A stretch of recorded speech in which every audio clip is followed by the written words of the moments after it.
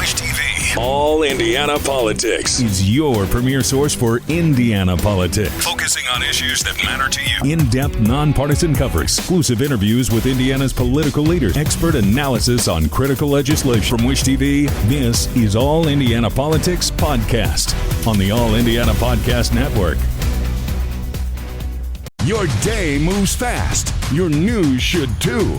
That's why there's a new and improved Wish TV app, bringing you more local news, breaking alerts, live streaming, weather forecasts, radar, and Indiana sports, all in one place. Customize your news feed to see the stories that matter most to you and get the information you need when you need it. Download the new and improved Wish TV app today on iOS or Android and take News 8 with you everywhere. I'm Garrett Bergquist, government reporter for Wish TV and WRTV and the producer of All Indiana Politics. Welcome to a very special episode of the All Indiana Politics podcast.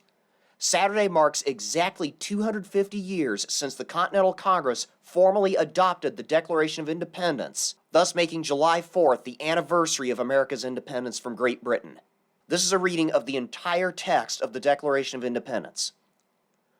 When in the course of human events it becomes necessary for one people to dissolve the political bands which have connected them with another, and to assume among the powers of the earth the separate and equal station to which the laws of nature and of nature's God entitle them, a decent respect to the opinions of mankind requires that they should declare the causes which impel them to the separation. We hold these truths to be self-evident, that all men are created equal, that they are endowed by their Creator with certain unalienable rights, that among these are life, liberty, and the pursuit of happiness, that to secure these rights, governments are instituted among men, deriving their just powers from the consent of the governed, that whenever any form of government becomes destructive of these ends, it is the right of the people to alter or to abolish it, and to institute new government, laying its foundation on such principles and organizing its powers in such form as to them shall seem the most likely to affect their safety and happiness.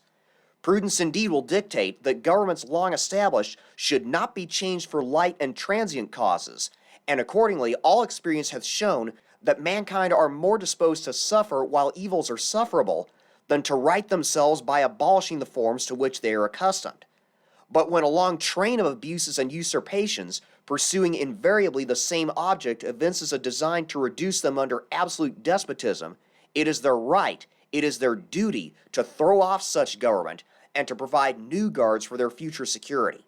Such has been the patient sufferance of these colonies, and such is now the necessity which constrains them to alter their former systems of government. The history of the present King of Great Britain is a history of repeated injuries and usurpations, all having in direct object the establishment of an absolute tyranny over these states.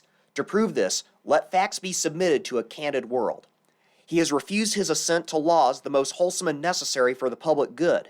He has forbidden his governors to pass laws of immediate and pressing importance unless suspended in their operation till his assent should be obtained, and when so suspended, he has utterly neglected to attend to them. He has refused to pass other laws for the accommodation of large districts of people unless those people would relinquish the right of representation in the legislature, a right inestimable to them and formidable to tyrants only.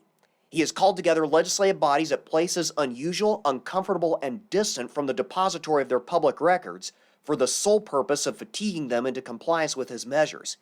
He has dissolved representative houses repeatedly for opposing with manly firmness his invasions on the rights of the people. He has refused for a long time after such dissolutions to cause others to be elected, whereby the legislative powers, incapable of annihilation, have returned to the people at large for their exercise, the state remaining in the meantime exposed to all dangers of invasion from without and convulsions within. He has endeavored to prevent the population of these states, for that purpose obstructing the laws for naturalization of foreigners, refusing to pass others to encourage their migrations hither, and raising the conditions of new appropriations of lands. He has obstructed the administration of justice by refusing his assent to laws for establishing judiciary powers. He has made judges dependent on his will alone for the tenure of their offices and the amount and payment of their salaries. He has erected a multitude of new offices and sent hither swarms of officers to harass our people and eat out their substance. He has kept among us in time of peace standing armies without the consent of our legislatures. He has effected to render the military independent of and superior to the civil power. He has combined with others to subject us to a jurisdiction foreign to our Constitution and unacknowledged by our laws, giving his assent to their acts of pretended legislation, for quartering large bodies of armed troops among us, for protecting them by a mock trial from punishment for any murders which they should commit on the inhabitants of these states, for cutting off our trade with all parts of the world, for imposing taxes on us without our consent, for depriving us in many cases of the benefit of trial by jury, for transporting us beyond seas to be tried for pretended offenses, for abolishing the free system of English laws in a neighboring province, establishing therein an arbitrary government, and enlarging its boundaries so as to render it at once an example and fit instrument for introducing the same absolute rule into these colonies, for taking away our charters, abolishing our most valuable laws, and altering fundamentally the forms of our governments, for suspending our own legislatures and declaring themselves invested with power to legislate for us in all cases whatsoever. He has abdicated government here by declaring us out of his protection and waging war against us. He has plundered our seas, ravaged our coasts, burnt our towns, and destroyed the lives of our people.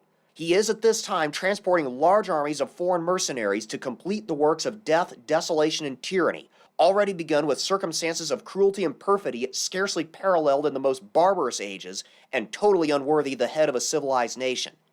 He has constrained our fellow citizens taken captive on the high seas to bear arms against their country, to become the executioners of their friends and brethren, or to fall themselves by their hands. He has excited domestic insurrections amongst us, and has endeavored to bring on the inhabitants of our frontiers, the merciless Indian savages, whose known rule of warfare is an undistinguished destruction of all ages, sexes, and conditions.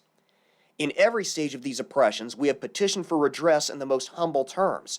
Our repeated petitions have been answered only by repeated injury. A prince whose character is thus marked by every act which may define a tyrant is unfit to be ruler of a free people. Nor have we been wanting in attentions to our British brethren. We have warned them from time to time of attempts by their legislature to extend an unwarrantable jurisdiction over us. We have reminded them of the circumstances of our emigration and settlement here. We have appealed to their native justice and magnanimity, and we have conjured them by the ties of our common kindred to disavow these usurpations, which would inevitably interrupt our connections and correspondence. They too have been deaf to the voice of justice and of consanguinity. We must therefore acquiesce in the necessity which denounces our separation, and hold them as we hold the rest of mankind, enemies in war, in peace friends. We, therefore, the representatives of the United States of America in General Congress assembled, appealing to the Supreme Judge of the world for the rectitude of our intentions, do in the name and by the authority of the good people of these colonies, solemnly publish and declare that these united colonies are, and of right ought to be, free and independent states, that they are absolved from all allegiance to the British Crown, and that all political connection between them and the state of Great Britain is and ought to be totally dissolved, and that as free and independent states, they have full power to levy war, conclude peace, contract alliances, establish commerce, and to do all other acts and things which independent states may of right do. And for the support of this declaration, with a firm reliance on the protection of divine providence, we mutually pledge to each other our lives, our fortunes, and our sacred honor. That, once again, is the full text of the Declaration of Independence as adopted on July 4th, 1776. 6 counties here in Indiana are named for signers of the Declaration of Independence. They are Carroll, Franklin, Hancock, Huntington, Jefferson, and Rush counties. I'm Garrett Bergquist. Happy Independence Day, and thank you for listening. From Wish TV, this is All Indiana Politics Podcast on the All Indiana Podcast Network. Watch All Indiana Politics live Sunday mornings at 9:30 on Wish TV and at wishtv.com. Subscribe to this podcast and listen weekly here on the All Indiana Podcast Network. And be sure to discover even more great podcasts at allindianapodcastnetwork.com.